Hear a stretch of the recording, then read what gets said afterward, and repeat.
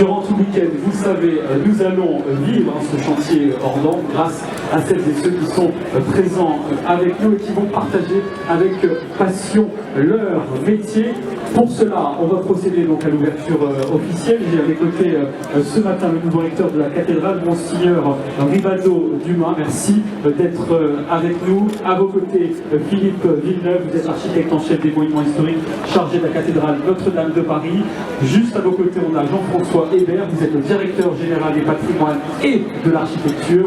Et enfin, le général d'armée Jean-Louis Georgelin, merci d'être avec nous. Vous êtes le représentant spécial du président de la République et également le président de l'établissement public chargé de la conservation et de la restauration de la cathédrale Notre-Dame de Paris. La parole est à vous. Merci. Merci, cher David, d'être venu nombreux pour cette troisième édition du village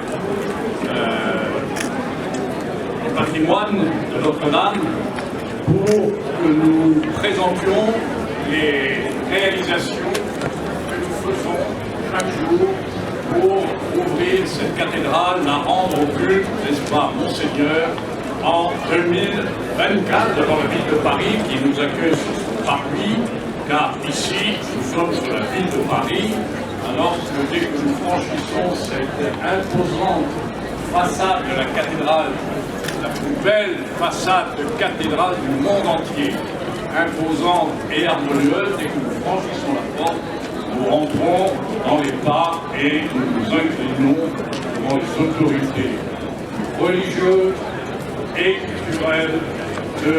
Un travail colossal a été fait à l'intérieur. Vous ne voyez pas, 1200 tonnes d'échafaudage ont été montées pour pouvoir nettoyer, aspirer les murs de la cathédrale, pour pouvoir inspecter, dessaler les voûtes, pour pouvoir réparer les peintures des chapelles, etc.